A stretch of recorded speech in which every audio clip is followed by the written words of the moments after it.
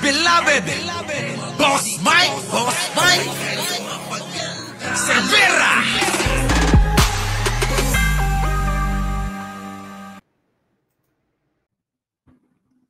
Magandang umaga, magandang hapon, at magandang gabi sa mandako ng mundo naroon kayo. Siyempre, magandang buhay na rin para sa ating lahat. Eto na mga kababayan, bago tayo mag-umpisa sa ating tatalakayin, huwag niyo pong kakalimutan mag-like, mag-share, at siyempre mag-subscribe para lagi kayong updated sa ating channel, sa mga ibabalita natin. Eto na ngayon mga kababayan, naikukumpara nga ang dating Pangulong Duterte sa pamamaraan kung paano magpatakbo at kung paano makipag-usap sa mamamayan, anumang sektor ng ating lipunan, mga kababayan. Di ba? Etong sinasabi nga ng marami na tahimik nga lang itong ating Pangulong Bongbong Marcos sa kanyang pagtatrabaho at hindi pinapansin yung mga kritiko. Alam niyo mga kababayan, iba-iba tayo ng pamamaraan, iba-iba tayo ng kaisipan, iba-iba tayo ng natutunan. Eto na ngayon mga kababayan. Panoorin natin tong video at bigyan natin ng reaksyon at kayo makisali na rin sa pamamagitan ng inyong pagko-comment. Madalas ko pong binabasa yan sa oras ng aking pamamahinga sa aking trabaho habang ako'y walang ginagawa. Binabasa ko po lahat.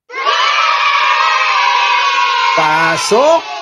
Itong piston na hindi raw sila magsunod, ganito raw. Sabi ko, sige, subukan natin. Because I am preparing the armed forces and the police to buy rubber bullets, prepare for the truncheons and sihilain ko talaga kayo. Including this, I don't care if we go into a turmoil. That is what I like. I thrive best in a turmoil. Pagsalita ng presidente kung hindi masusunod ang batas, putang ina, magpapatayan talaga tayo. January 1, pag hindi nyo na modernize yan, umalis kayo. Mahirap kayo, putang ina, sige. Magtiis kayo sa hirap at gutom, wala akong pakialam. Yun na mga kababayan. Yung mga estilo ni dating Pangulong Duterte, alam nyo yung style niya, yung laging tinatakot yung taong bayan. Diba? Pansinin ninyo. Yan, yung resibo natin. Tinatakot niya itong itong grupo ng piston, no, na ayaw daw sumunod sa gusto niya.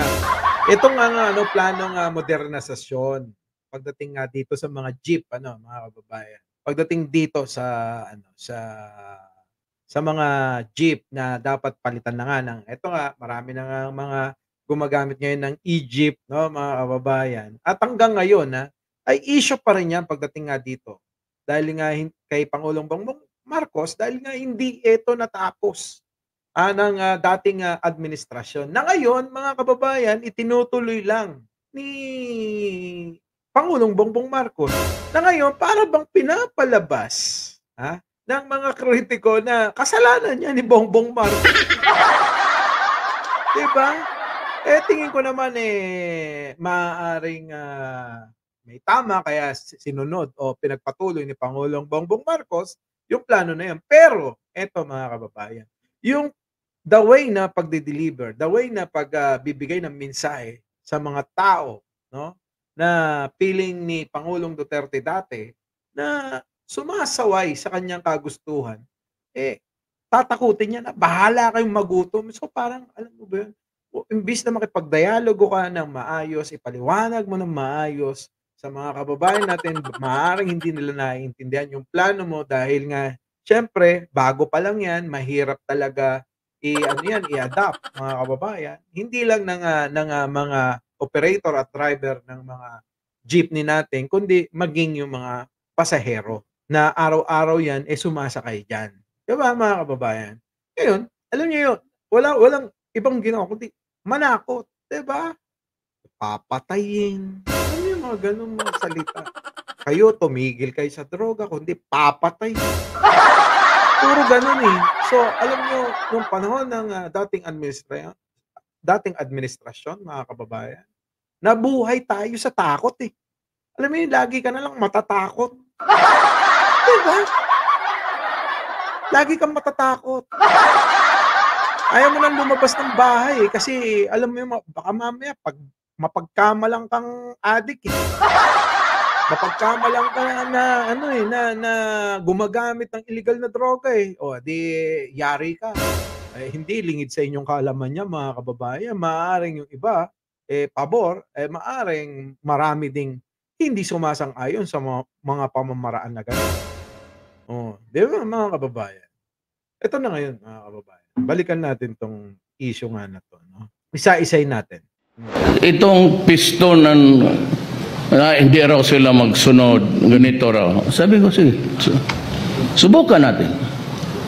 Because I'm preparing the armed forces and the police to buy rubber bullets, prepare for the truncheons and sihilain ko talaga kayo. Including this, I don't care if we go into a turmoil. That is what I like. I thrive best in a turmoil.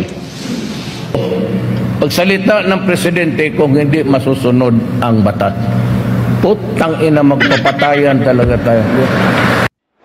Pagka daw hindi nasunod, yung batas daw na sinasabi niya, ewan ko kung anong batas, ha? Ano bang batas na pinagsasabi niya? Kung gayong maraming butas, kung gayong maraming mga issue na nilabag. Diba, mga kababayan? So, ano yung sinunod?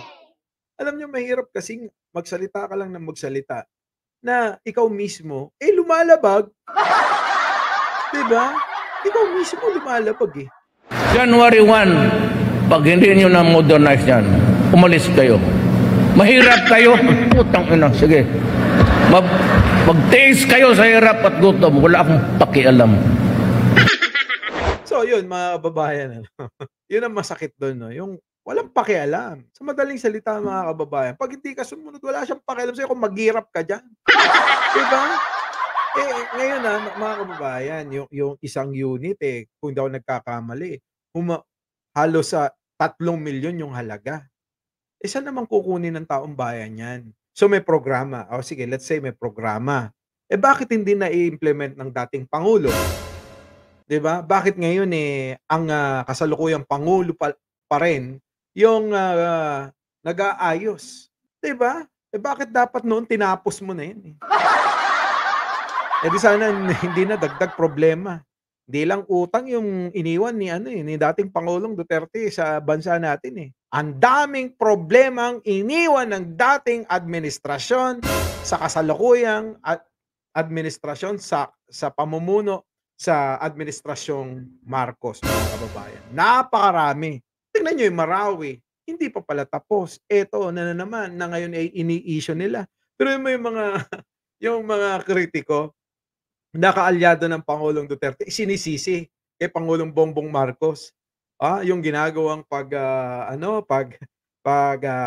pipikit nitong mga nasa sektor ng transportasyon, kasama nga dyan yung piston. Alam niyo yun, mga kababayan, dapat siya na tumapos nun. Total siya naman nakaisip nun. Di sana wala nang problema. O ngayon, itinutuloy ng Pangulong Bongbong Marcos para na sa ganon, may iayos.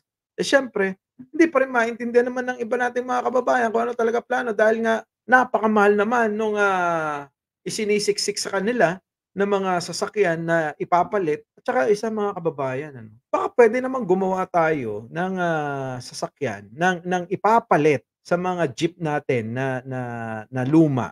Yung naman sana, wag malayo sa ating sa itsura ng jeep natin. Kasi nga naman, yan naging di ba? Naging kultura na ng mga Pilipino yan. Yung mga jeep na ganyan mabibili nyo sa mga souvenir shop. Kasi nga, kasama na yan sa kultura natin. Kasama na yan, jeep na yan. Tayo lang meron yan eh. Di ba? Tayo lang ang nagkaroon ng ganyan. Na dati maliliit lang na humaba ng humaba. Di ba? Di ba't ginamit pa nga ni Pangulong Erap yung jeep na yan sa kanyang kampanya? Kung inyo maalala, gamit-gamit yan ni Erap sa kanyang kampanya nung tumakbo siyang presidente. Di ba? Anyway, mga kababayan, ano po ba masasabi nyo sa estilo ni dating Pangulong Duterte sa pakikipagdialogo sa mga kababayan natin sa sektor ng lipunan natin. Di ba? Tama ba yung gano'n na iti-threaten mo, babantaan mo, bahala kayo dyan maghirap, mamatay kayo sa gutom dyan, mga gano'ng mga salita. Na ngayon mga kababayan, eto hindi nyo maririnig kay Pangulong Bongbong Marcos yung mga ganyan mga salita. Bakit? Disenteng tao, nakapag-aral ng maayos, galing sa maayos na pamilya. Yun po yung pagkakaiba eh. Hindi ko naman sinasabi na hindi nakapag-aral si Pangulong Duterte dahil iyan na may abogado. Diba? Mga kababayan, iba pa rin yung kinalakihang kapaligiran. Diba? Kayo na bahalang sumunod sa sinabi ko.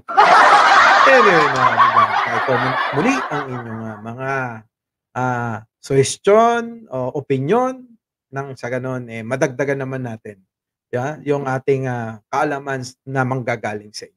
Tatanggapin po natin lahat yan at binabasa ko po lahat. Muli, Mike Cervera po, lagi nagpapaalala, mahalin natin ang ating kapwa, ipagdasal natin lagi ang ating bansa. Magandang umaga, magandang hapon, magandang gabi sa mandako na mundo naroon kayo. Siyempre, magandang buhay na rin para sa ating lahat. Our beloved Boss Mike.